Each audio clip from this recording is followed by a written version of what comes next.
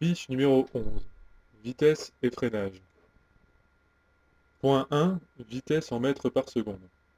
Pour évaluer la vitesse en mètres par seconde, il suffit de multiplier le chiffre de dizaines par 3. Si vous roulez à 70 km/h, 7 fois 3 font 21, ce qui signifie que vous parcourez 21 mètres en une seconde. Point 2. Le temps de réaction.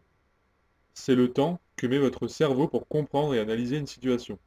En moyenne, le temps de réaction est d'une seconde, mais il peut être plus long si l'individu est fatigué, malade ou encore s'il est sous emprise de l'alcool ou de stupéfiants.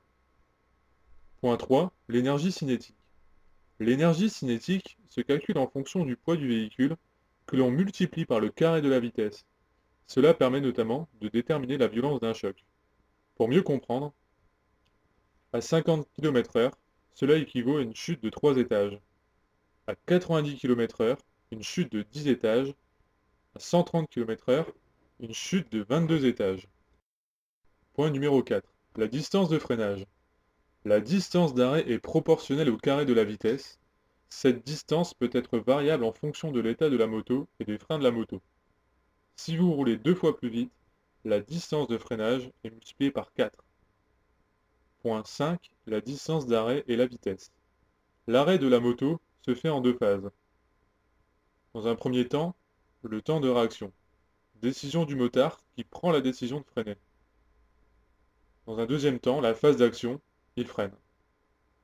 Exemple, à 50 km/h, il faut 25 mètres pour s'arrêter, et à 100 km/h, il faut 100 mètres pour s'arrêter.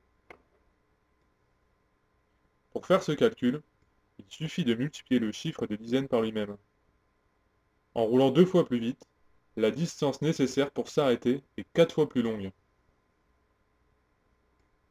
Point 6. Freinage et réaction de la moto. C'est au motard de bien répartir le dosage de son freinage. Un dosage mal réparti peut facilement entraîner sa chute s'il bloque la roue avant ou fait déraper la roue arrière. Lors d'un freinage, la machine subit un transfert de charge vers l'avant, agissant directement sur la fourche de la moto. Le freinage doit être réparti de la façon suivante: 70% à l'avant et 30% à l'arrière.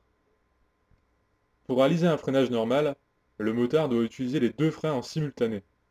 Par contre, en cas de freinage d'urgence, il devra idéalement utiliser le frein arrière, puis le frein avant.